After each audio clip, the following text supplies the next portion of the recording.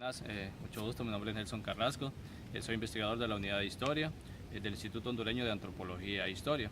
Estamos ubicados aquí en lo que fue el Museo de Historia Republicana Villarroy, lo que hoy está en problemas por una falla geológica, pero se pretende de nuevo darle vida a este museo que fue parte de toda la historia de los hondureños, un museo de historia nacional que pretende también seguir con estos procesos educativos, ¿verdad? Para seguir aprendiendo la historia nacional y por lo tanto tener un sentido de pertenencia mayor a lo que somos, ¿verdad?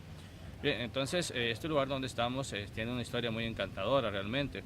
Tiene una historia de que nosotros nos preguntamos qué hace en este lugar una residencia tan maravillosa con unos estilos artísticos sobresalientes, una residencia sobresaliente al demás del centro histórico de Tegucigalpa. Muy bien, para comprender la historia de Villarroy, por ejemplo, como residencia, como este hermoso palacio podría ser, ¿verdad? Tenemos que remontarnos muy al pasado, los años 30, de 1930, aquí en Tegucigalpa. Entonces, en San Juancito había una mina muy importante, se llamaba la Rosario Mining Company, que era la más importante en todo Honduras. Entonces, en ella, el gerente general para esos días, para esos años, se llamaba Adam Roy Gordon.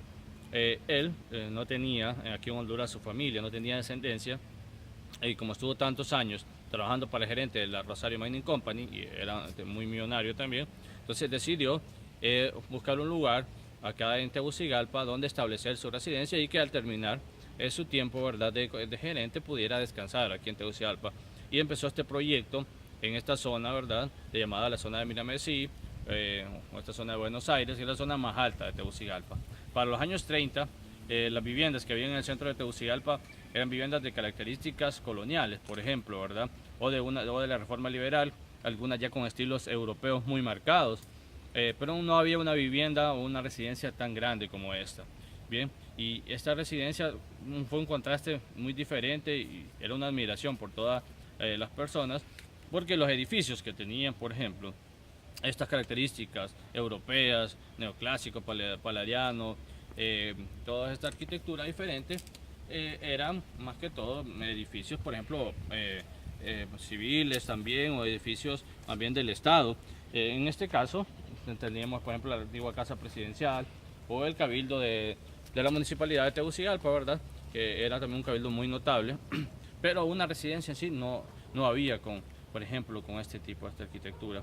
Entonces, como podemos apreciarlo, ¿verdad?, es una residencia muy notable.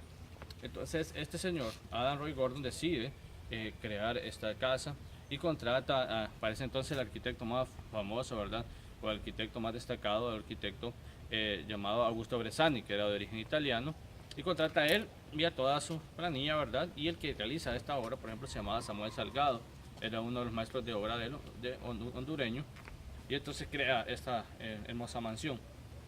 ¿Qué pasa después? Adam Roy Gordon se convierte amigo del perito de la Rosario Mining Company. Era el que fue presidente de Honduras entre 1954 y 1956, don Julio Lozano Díaz.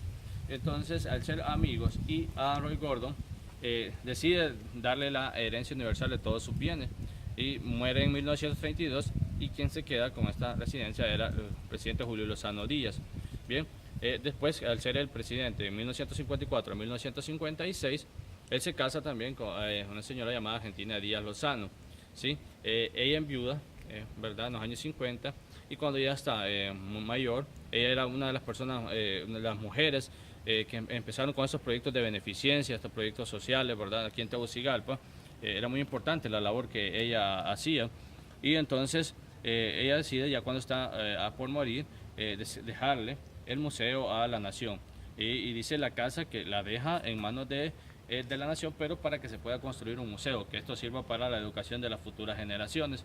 Es así entonces como se inicia el proceso de crear un museo.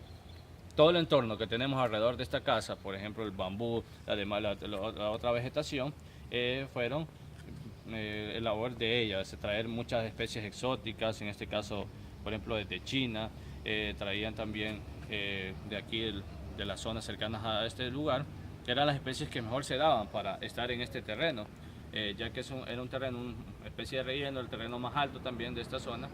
Bien, y entonces crearon casi un pequeño ecosistema en el lugar, y es muy importante siempre porque además de la belleza arquitectónica, histórica, podemos encontrar muchas características, ¿verdad?, del lugar propio en cuanto a su vegetación. Entonces es una combinación de vegetación, historia, y que lo hace muy importante. Todos recordamos lo agradable que era venir al Museo Villarroy desde el primer lugar donde llegábamos y recorrer todo el camino empedrado, que da unas características de un pasado colonial y al mismo tiempo unas características de nuestro propio entorno natural, en este caso. Bien, entonces lo que nosotros tenemos acá es una importante joya en lo cual nos muestra toda la historia de Honduras y que es una necesidad totalmente volver a restablecerla, porque hay muchos años en los cuales ya las escuelas, colegios no han visitado Villarroy, muchas generaciones futuras ya no las conocen, las generaciones venideras, las que están actualmente, no conocen lo que era Villarroy, que además de ser un espacio para la educación, para la cultura, un espacio divertido, se puede hacer un mural muy agradable mediante los programas que tenía el Instituto Hondureño de Antropología e Historia, de rescatar la historia mediante un museo, que es la mejor forma de comprenderla, ya que la historia se hace más fácil viéndola, se hace más fácil mediante estas colecciones, ¿verdad? Todo este tipo de imágenes. Por ejemplo, ahí podemos encontrar los automóviles, los autos clásicos de expresidentes, podemos encontrar toda una colección de objetos que representan la historia republicana de Honduras desde 1821 hasta la actualidad.